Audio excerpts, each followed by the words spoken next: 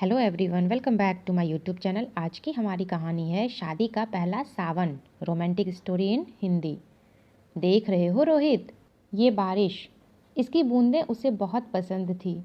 इन बूंदों के गिरने के साथ वो पैरों में घुंघरू बांधकर नाचा करती थी। इतनी खूबसूरत लगती थी वो कि उसके सामने मोर भी फीके पड़ जाते थे। उसे बारिश बहुत पसंद थी और आज भी पसंद होगी। आज इस बारिश के साथ उठने वाली मिट्टी की खुशबू फिर से उन दिनों में ले जाकर मुझे छोड़ आई है, जब हम बरसात के मौसम पर सड़क पर यूं ही घूमते हुए घर आते थे। ये बारिश भी बड़ी अजीब है। लोगों के लिए पानी है और मेरे लिए बरसते इश्क की कहानी है। पहाड़ी के पीछे जो वो ढाबा है जहाँ मैं चाय पीने जाता हूँ, वहाँ की चाय उसे बहुत पसंद थी। हम हर बरसात में कॉलेज से लौटते वक्त वहाँ की चाय ज़रूर पीते थे। चाय वैसे भी उसे बहुत पसंद थी।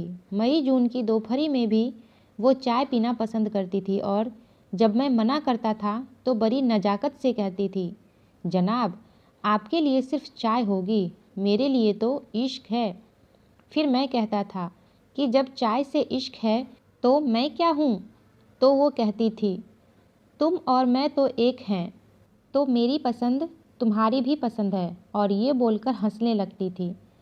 जानते हो, क्योंकि चाय मुझे कभी पसंद नहीं थी और ये बात वो जानती थी। हाँ, कभी कहा नहीं मैंने उससे, लेकिन उसे पता चल गया था। तुम्हें पता है, जिस दिन हमारी शादी तय हुई उस दिन भी ये बादल ऐसे ही ज़ोर से बरस रहे थे। हमारे साथ इन्होंने भी उस खुशी को महसूस किया था। ये भी हमारी खुशी में मेरी नैना की तरह झूमकर नाचे थे।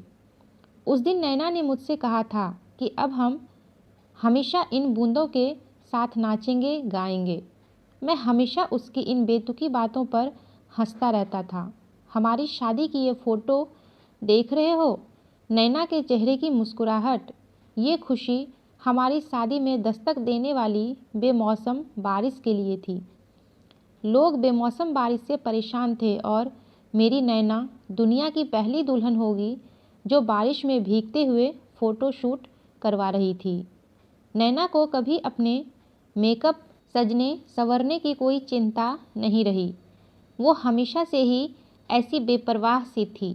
रोहित सर, वो फ़ोटो तो नहीं है इस एल्बम में।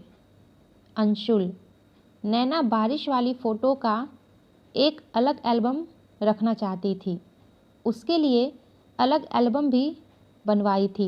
शादी के 15 दिन बाद ही मुझे अपनी ड्यूटी पर वापस जम्मू जाना पड़ा। जब यह बात नैना को पता चली तो वो मुझसे बोली कि तुम फौजियों का काम छुट्टी के मामले में बड़ा ख़राब है, लेकिन ठीक है, जाओ जल्दी आना। सबको बता दो कि तुम्हारे साथ रहने की बरसात में मैंने बुकिंग कर ली है, तो अपनी बारिश तुम यहीं बिताना मेरे साथ। शादी के पहले सावन में मुझे तुम्हारी छुट्टियां गिफ्ट में चाहिए। मैंने मुस्कुराते हुए कहा था, आपका हुक्म सर आँखों पर। तो वो हंसने लगी थी। जब मैं वापस जा रहा था तो उसने अपनी आँखों में बिखरी नमी को छुपा लिया था। उसकी आँखों से एक आंसू ना गिरा। फिर मानसून आया और जम्मू में बाढ़ आ गई और मेरी छुट्टियां कैंसिल हो गई।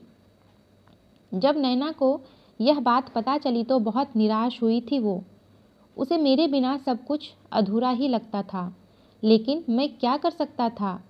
नहीं आ पाया। मैं बाढ़ में फंसे लोगों की जान बचा रहा था। अपनी नैना को उसका मनचाहा सावन ना दे पाया। उसका गिफ्ट उसे नहीं दे पाया। फिर एक हफ्ते बाद पता चला कि नैना बाहर गई थी। लैंडस्लाइड हुआ और नैना अपनी कार के साथ नदी में जा गिरी। 2 दिन बाद उसकी लाश मिली। उस दिन ऐसा लगा जैसे मैं मर गया। तब आया था मैं इस जगह जब मेरी नैना मुझे छोड़कर जा चुकी थी। तब मैं यहाँ से उसकी यादें समेटकर अपने साथ ले गया था। तब से हिम्मत नहीं हुई यहाँ आने की। अब 5 सालों बाद मेरी पोस्टिंग यहाँ हुई तो बहुत हिम्मत जुटाकर आया हूँ। लेकिन ऐसा लग रहा है कि मेरी नैना मेरे यहाँ आने से बहुत खुश है। मैं उसका साथ महसूस कर पा रहा हूँ।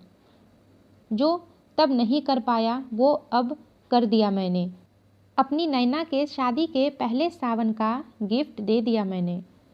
अब हम साथ उस पहाड़ी तक घूमने जाएंगे, उस ढाबे की चाय भी पीने हम साथ जाएंगे।